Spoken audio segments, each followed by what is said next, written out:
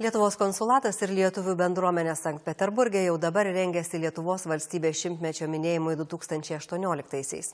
Ketinama išleisti knygą apie šiame mieste studijavusius ir dirbusius signatarus, įrengti memorialinę lentą Maironiui, surengti parodų. Panoramos korespondentų reportažas iš Sankt Peterburgo. XIX amžiuje Sankt Peterburge gyveno, dirbo ir mokėsi 11 iš 20 Lietuvos nepriklausomybės akto signatarų. 1918 vasario 16 dieną Vilniuje Lietuvos taryboje paskelbė dokumentą, jog atkuriama nepriklausoma Lietuvos valstybė. Jokūbas Šernas, Antanas Smetona, Stanislovas Narutavičius, Jonas Vileišis Sankt Peterburgo universitete studijavo teisę. Vladas Mironas, Kazimieras Steponas Šiaulys, Alfonsas Petrulis Imperatoriškoje Romos katalikų dvasinėje akademijoje. Likusieji žinių sėmėsi kituose institutuose. Praėjus šimtmečiui Peterburge žurnalistiką studijavusi Ana Berezovskaja domėjosi signatarų veikla ir surinko medžiagą apie juos.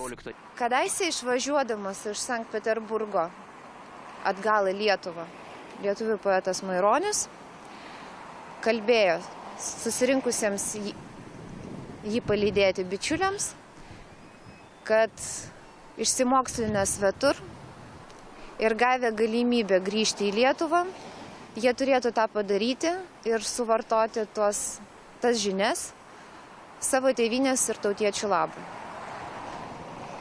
Tai mūsų signatarai, 11 iš 20, kuriems teko gyventi, mokytis, dirbti Peterburge tam tikrų gyvenimo tarpsnių, tą ir padarė.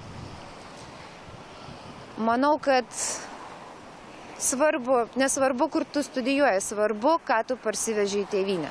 Lietuvos valstybės šimtmečio minėjimo programoje numatyta apie 100 įvairių renginių.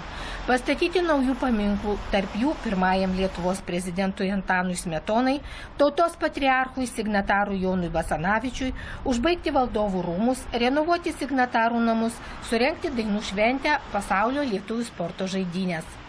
Užsienio lietuvių bendruomenės, ypač Sankt Peterburgo, paragintos pagerbti signatarų atminimą, todėl ketinama rusų ir lietuvių kalbomis išleisti knygą apie čia gyvenusius signatarus. Mes tikimės, kad mums pavyks išleisti didelį leidinį ir organizuoti originalių dokumentų parodą, juos išimti iš archyvų.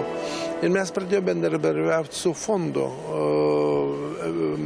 Peterburgo universiteto fondas yra fondas skirtas buvusiems Peterburgo universiteto auklėtiniams. Su Sankt Peterburgo universitetu ketinama tartis, kad leistų naudotis archyvinę medžiagą apie čia studijavusius ir dirbusius signatarus, atidengti memorialinės lentas iškiliems Lietuvos poetams ir visuomenės veikėjams, pavyzdžiui, Peterburgo dvasinės akademijos profesoriui poetui Maironiui. Geriausia ir tinkamiausia ir visas sąlygas atitinkanti vieta, tai yra Gribojedovo kanalas, Gribojedovo kanalo pakrantė, namas, kurioje buvo leidžiamas lietuviškas laikraštis, kuriame Maironis šiek tiek gyveno ir dirbo.